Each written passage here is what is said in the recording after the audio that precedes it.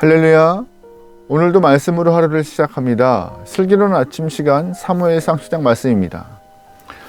오늘 여러분과 볼 말씀은 개인적으로 정말 좋아하는 본문이긴 하지만 저한테는 너무 어려운 말씀이에요. 내용이 어려운 게 아니라 발음이 어려워요.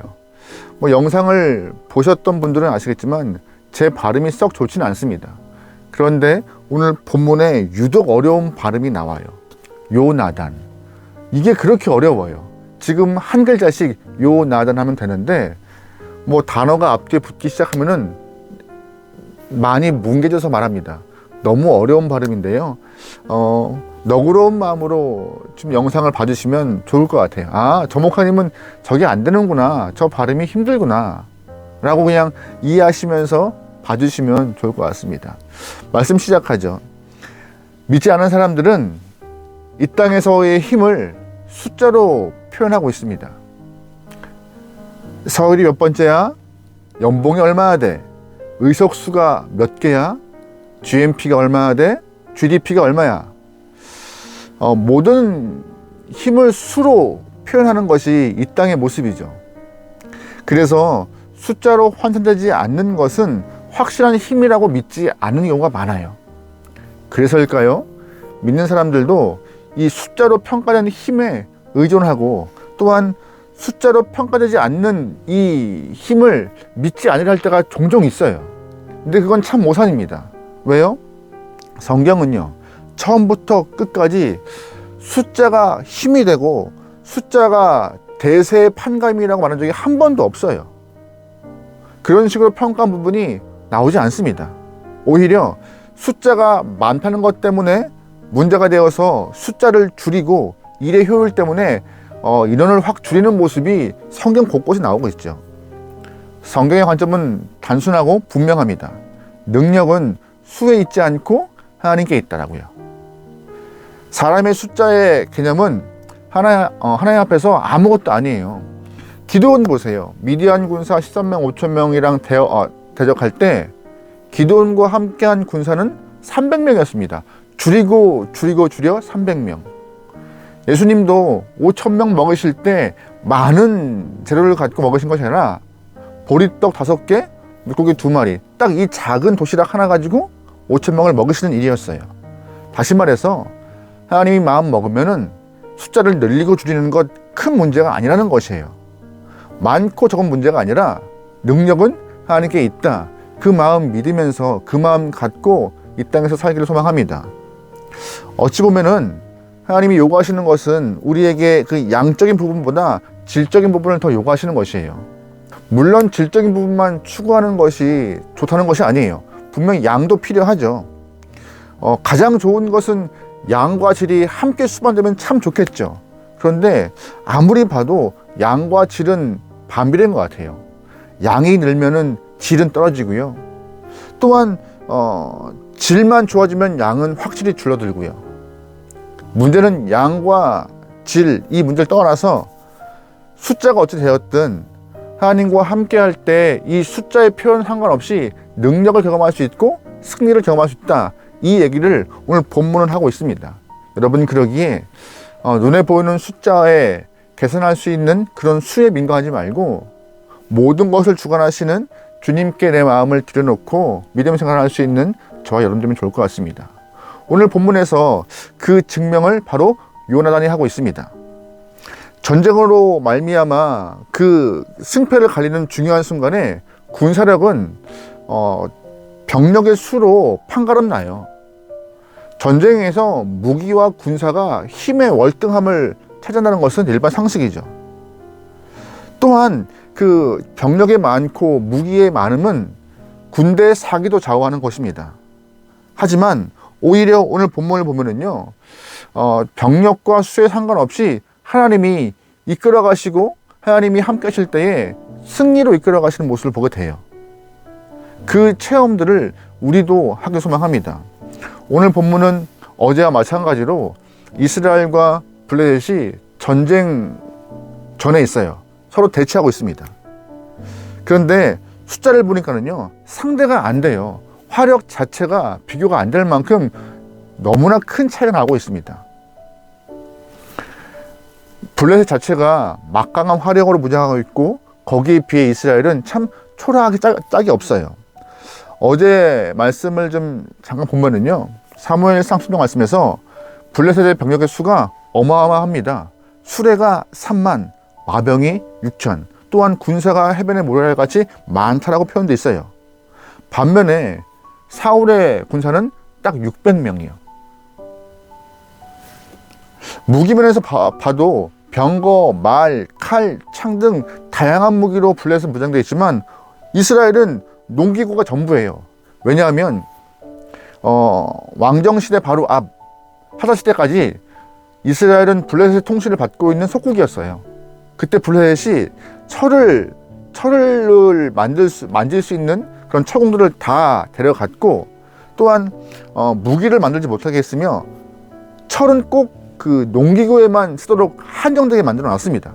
그러다 보니 무기는 딱 사울과 그 아들만 갖고 있는 칼 2자루, 나머지 군인들은 다 600명은 다 농기구만 갖고 온 상태였죠.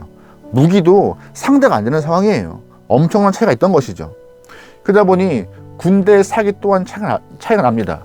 블레셋은 많은 병력, 신무기, 철로 된 무기, 이스라엘은 딱 600명의 농기구, 칼 2자루, 사기가 충천하죠.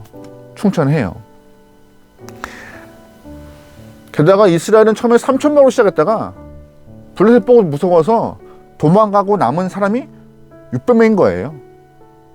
이건 어떻게 전쟁이 될 수 없는 상황인 것이죠. 이미 승패가 난 상황이었습니다. 그러다 보니 버티면 버틸수록 힘이 빠지고 더 두려움을 느끼고 도망칠 가능성이 많은 것이 이스라엘이었어요. 더 어려워진 상황이죠. 불리한 상황이죠. 불안감과 두려움은 이스라엘 군사 안에 팽배했습니다. 아무도 나가서 싸우려 하지 않아요. 사울 왕도 물론 마찬가지고요. 그래서 오늘 본문 1절 보면은요, 왕과 함께 600명의 사람들은 성류나무 아래에서 그냥 쉬고 있는 모습이 나옵니다.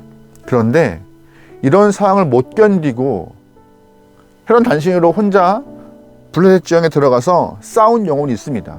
바로 사울의 아들 요나단입니다. 자기의 칼든 종 하나 데리고 둘이 올라가서 싸움이 벌어져요. 솔직히 말하면 말이 안 되는 상황이 발생한 것이죠. 하지만 요나단의 마음은 다른 것이 아니었어요. 힘은 병력과 무기와 군사력이 있는 것이 아니라 하나님께 있음을 믿고 나간 것이었습니다. 믿음 하나 갖고 나간 것이었어요. 6절 말씀 볼게요. 요나단이 자기의 무기를 든 소년에게 이르되 우리가 이 할례 받지 않은 자들에게로 건너가자. 여호와께서 우리를 위하여 일하실까 하노라. 여호와의 구원은 사람이 많고 적음에 달려있지 아니하느니라. 아멘. 멋진 표현이잖아요. 여호와께서 우리를 위하여 일하실까 하노라. 이게 요나단의 믿음인 것입니다. 6절 말씀 읽을 때 일하실까 하노라 라는 이 표현 때문에 혹시 의심의 표현 아니야? 라고 생각하시는데 아니에요. 주님이 우리를 대신하여서 행동하실 것이다 라는 그런 표현 해석이 더 옳은 표현이에요. 옳은 더 해석이고요. 이 번역에 오해가 없길 소망합니다. 요나단은 딱 하나였어요. 하나님을 믿고 능은 주님께 있으니 나가자. 할례 받지 않은 사람들이 우리를 비웃고 저렇게 조롱하고 우리를 깔보는 것을 난 못 참겠다. 하나님이 함께 하시는 이스라엘 군대 저렇게 비방받을 영혼들은 아니다. 하나님이 능이시니 나가자라고요. 그 담대한 마음, 담대한 믿음 겁 없이 나가서 적진에 들어가 싸우게 됩니다. 기억해야 할 것은 이 요나단의 담대한 믿음이 믿음 자체로 끝난 것이 아니에요. 믿음만 갖고 있는 것이 아니에요. 믿음이 손과 발을 이용하여서 표현되었고 그것이 행동으로 드러날 때 하나님이 힘을 더하여서 전쟁의 승리로 이끌어 가십니다. 전쟁의 승패는 하나님께 있다라고 마음을 먹은 것으로 끝나는 것이 아니라 입으로 고백했고 직접 전장에 들어가서 칼을 빼고 싸우는 일이 발생했던 것이에요. 우리의 믿음은 혹시 이 입으로만 표현되고 있지 않습니까? 아니면 우리의 믿음은 이 마음으로만 표현되고 있지 않습니까? 하나님은 믿는 자의 승리를 이끌어 가실 때 마음의 믿음 중요하죠. 입술의 고백 중요하죠. 하지만 이 마음과 입술의 믿음의 고백이 손과 발로 드러낼 때 더 능을 더하여서 승리로 이끌어 가실 것입니다. 오늘 본문의 그 모습이 증명되고 있어요. 아무것도 하지 않은 채 겉으로 보이는 상황 가운데 우리가 불리하다고 생각해서 아무것도 하지 않은 영혼들이 있습니다. 반면에 어떤 영혼은 전쟁의 승패는 무기와 병력이 아니라 주님께 있다고 믿고 입으로 고백하여서 손으로 싸워 나가는 영혼이 있습니다. 주님은 누구와 함께 하실까요? 가만히 있는 영혼이요? 이 가만히 있는 영혼들은 솔직히 말하면 현실적이고 조금 더 직선적으로 본 거예요. 보기에 지금 상황은 싸울 때가 아닌 것 같아. 우리가 지금 싸우면 큰일 날 것 같아. 조금만 기다려보자. 더 좋은 상황이 발생할지도 몰라라고 대기한 상황입니다. 하지만 현실적이고 직선적인 그런 시선이 아니라 하나님이 우리에게 원하시는 것은 믿음의 시선, 뜨거운 믿음, 불타는 믿음, 담대한 믿음을 갖고 행동하는 자, 그 한 영혼이 그렇게 행하자 승패가 확실히 믿음에 행하는 자로 기울어지는 모습을 우리는 확인할 수 있는 것이죠. 우리가 생각해야 할 것은요, 어느 가정이나 공동체나 다 똑같은 어려움을 경험할 수가 있어요.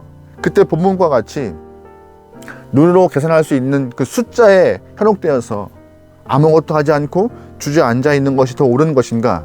아니면 더하시고 힘을 주시고 승리로 이끌어 가실 주님을 신뢰하며 한 걸음 떼는 것이 맞는 것인가? 무모할 수가 있지만 그 무모한 믿음 가운데 주님이 더하실 때 상황은 역전되어 승리로 마무리될 것입니다. 잘 보시면 모든 공동체도 똑같은 것 같아요. 전체가 다 큰 일을 함께 하지 않습니다. 소수의 영혼들이 다 끌어가요. 특별히 믿음의 공동체는 임마누엘과 에베네셀 하나님을 신뢰하는 소수의 영혼이 진두지휘하여서 믿음을 끌고 나갈 때 공동체가 힘을 얻어서 전체가 다 앞으로 나갑니다. 그 소수의 영혼, 담대한 믿음을 갖고 있는 소수의 영혼, 에베네셀과 임마누엘을 신뢰하고 있는 그 소수의 영혼이 여러분과 제가 되길 소망합니다. 우리가 갖고 있는 믿음의 계산법은 해산과 같지 않게 소망합니다. 눈에 보이는 숫자가 아니라 살아계신 하나님을 신뢰하며 나가 싸우는 그 귀한 모습, 객관적인 판단을 넘어서 합리적 이성적인 판단을 넘어서 하나님을 향한 그 믿음을 갖고 이 땅 가운데 주님을 신뢰하며 승리할 수 있는 오늘 본문의 주인공 요나단과 같은 믿음을 갖고 승리할 수 있는 저와 여러분의 귀한 하루 되기를 소망합니다. 오늘 우리 하루 객관적이고 이성적인 상황을 넘어서 믿음으로 살길 소망합니다. 기도하시겠습니다. 하나님, 믿는 자에게 능치 못함이 없음을 믿습니다. 눈에 보이는 상황을 판단하는 것도 중요하지만 모든 것을 주관하시고 이끌어가시는 하나님의 능력을 신뢰하며 살아갈 수 있는 성도가 되어 허락하소서. 눈에 보이는 것 때문에 믿음의 능력을 축소하거나 눈에 보이는 것 때문에 믿음을 잃어버리지 않게 허락하시고 언제나 우리와 함께 하시는 임마누엘 하나님을 신뢰하고 에베네셀 하나님을 믿는 우리가 되게 허락하소서. 오늘 하루를 믿사오며 예수님의 이름으로 기도합니다. 아멘.